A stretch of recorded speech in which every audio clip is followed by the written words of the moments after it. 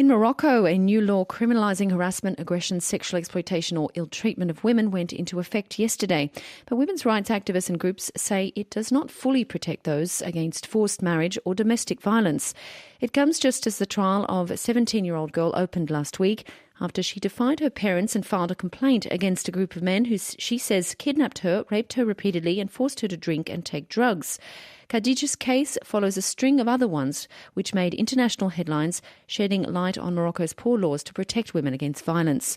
For more on this, we cross to Copenhagen to speak to Sarah Gjerding, the Programme Officer of Gender Equality and Women's Rights at EuroMed Rights. Thank you very much, Sarah, for joining us on the programme this morning. Now, rights groups say this law is a step forward, but is it enough to protect women and young girls? Well, good morning. This law that has been in process actually for more than a decade is in fact truly disappointing for most women's rights groups in Morocco, including the Moroccan members of our network, who consider it at best cosmetic and incomplete. What they expected and worked for all those years was actually a comprehensive reform of the penal code that truly takes into consideration the phenomenon of violence and also to have a specific law that criminalizes violence. The law that came into effect yesterday is not really a law, but it's rather a set of amendments, you could say, of the penal code, and it also falls very short of meeting international standards for combating violence. So I think it's a very disappointing law for many of those groups. Now, in the case of Khadija that I just mentioned and others like her, will such a law help in any way?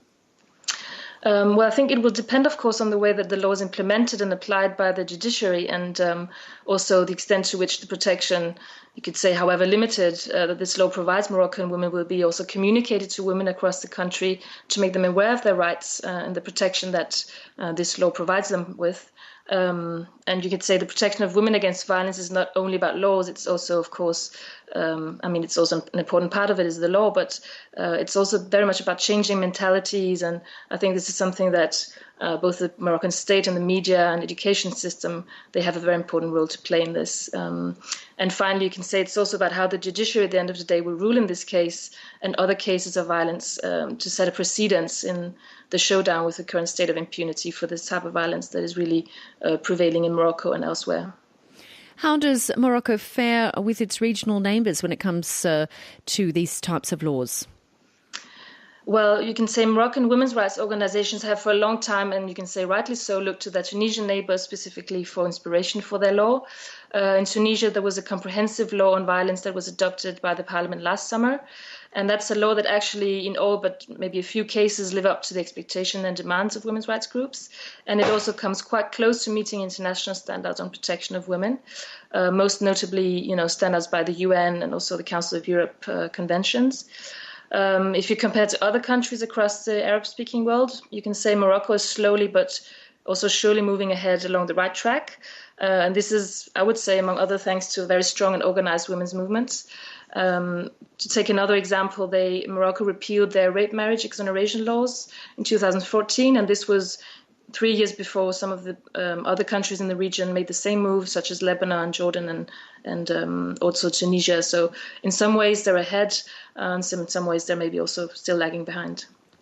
And finally, what are the following steps that should be taken so Moroccan women can feel that justice is on their side?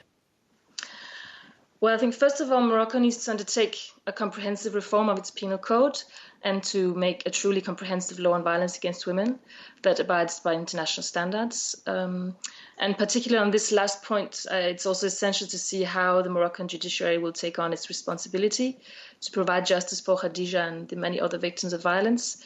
We can see that victims, there's an increase in cases of violence in the recent period. There's been a doubling of the cases of rape treated by Moroccan judiciary just in 2017.